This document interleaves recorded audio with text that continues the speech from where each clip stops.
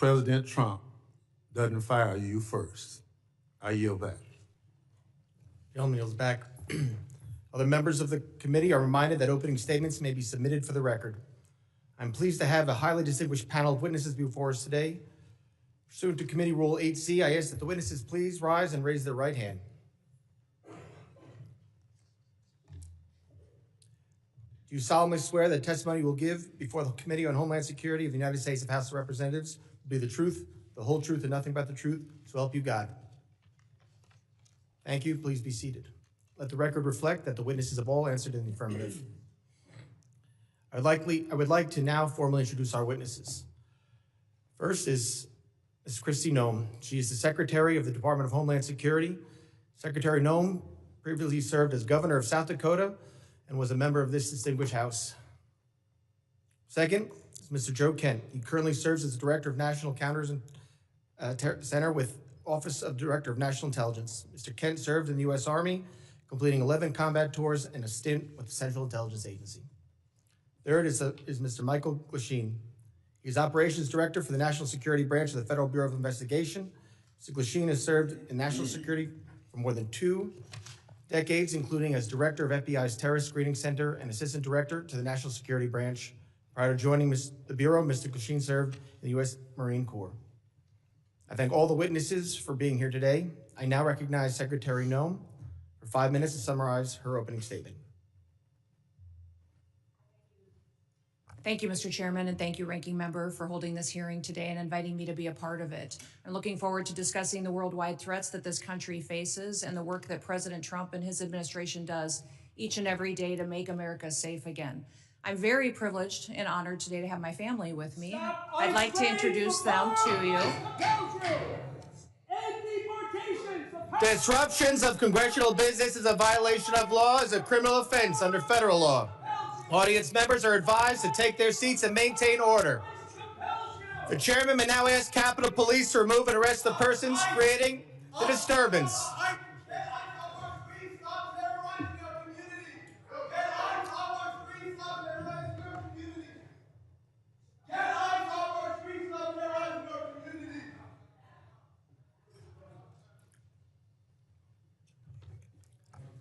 Secretary may continue. Chairman, I'll continue.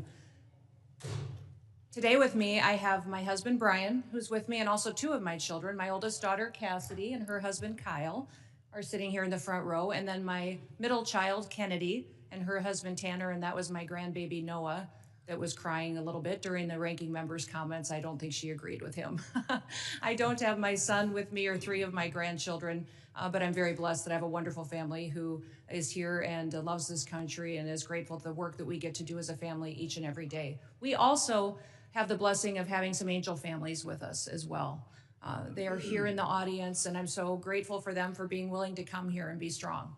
It's hard to lose someone that you dearly love to illegal criminal activity, to people who never should have been in our country to begin with, and to lose those loved ones to drug overdoses that get perpetuated by the terrorist organizations that filter them into our country that President Trump works so hard to stop. So I'm grateful that they're here and that they are telling their story. Under President Biden, he closed the office in the Department of Homeland Security that serviced these families. He closed it because he didn't want them to speak. He didn't want them to have support or services. And President Trump reopened the Voices office so that they can get services, so they can hear about the cases of the individuals who killed their family members, and they can get the kind of help that they need to get through the tragic grief that they've experienced. So I want to thank them for being here and continue to pray for them. I want to thank you for the opportunity to be in front of you today to discuss the wide range of threats that the Department of Homeland Security is working on to protect us from here at home and also around the world. Just 2 weeks ago, the day before Thanksgiving, a terrorist shot 2 of our National Guardsmen in Washington, D.C., killing Sarah Beckstrom dead, and Staff Sergeant Andrew Wolf is still fighting for his life. Fortunately, we've had some really good news about Andrew recently, and he had the opportunity to stand up and is a miracle, and we're so grateful for his family for being so strong. We continue to lift him up and pray he has a full recovery. The terrorist who shot them was an Afghan national who entered the United States under Operation Allies Welcome. The same week, we arrested another Afghan national who came in under the same program.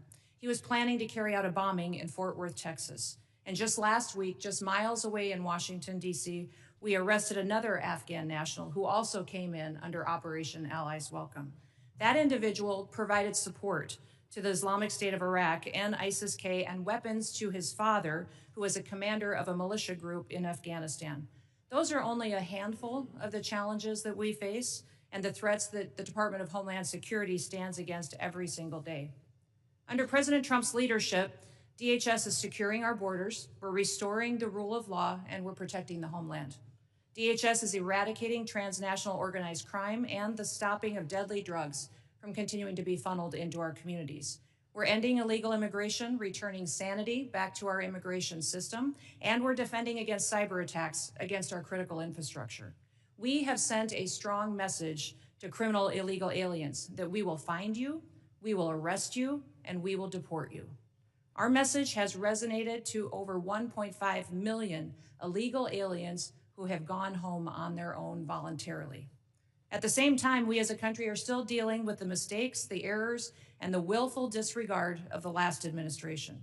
For 4 years, the Biden administration allowed millions of people to come into our country illegally. Millions more in our country were exploited and were brought in under parole programs without even basic vetting.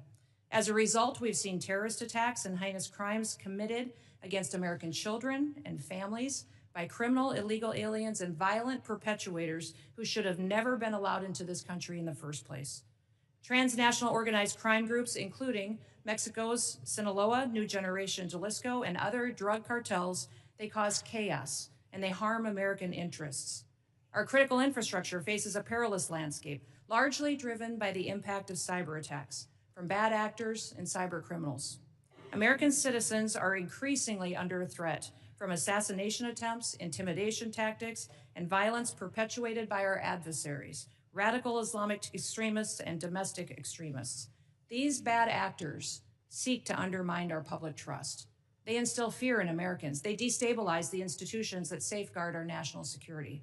The United States is preparing to host several major public events in 2026, most notably the FIFA World Cup and the celebration of the 250th anniversary of our Declaration of Independence. These large-scale events will be potential targets for a range of bad actors, and they come with an increased level of risk.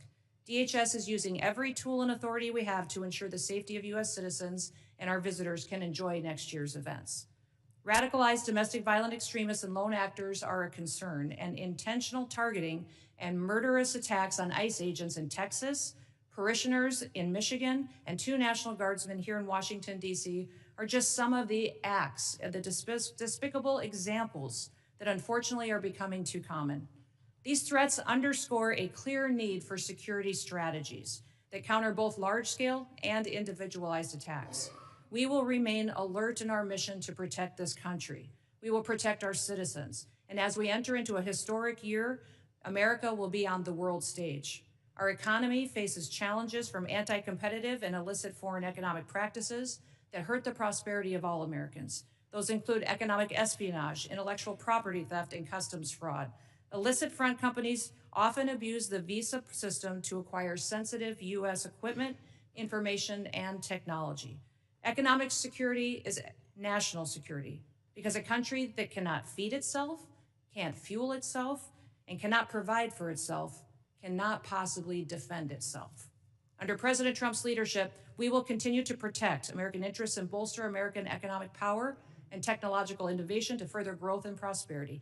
The American people depend on the Department of Homeland Security to remain vigilant, agile, and responsive. We will never yield, we will never waver, and we will never back down.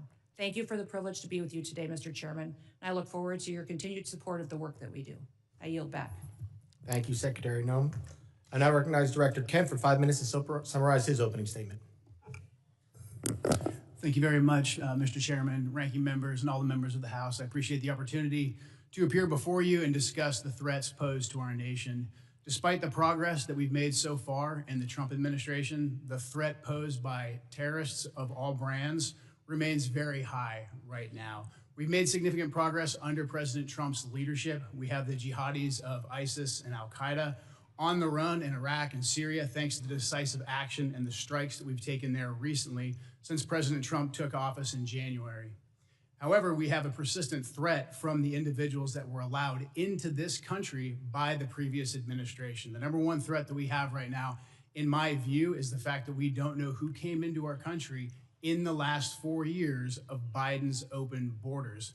What we have identified is alarming, and I want to share that with you today. We just recently put out a warning of the heightened risk of terrorist attacks posed to the homeland by terrorists pretty much of all stripes, but in particular from ISIS and from Al-Qaeda. NCTC has been crunching the numbers and going through the sheer volume of known and suspected terrorists that are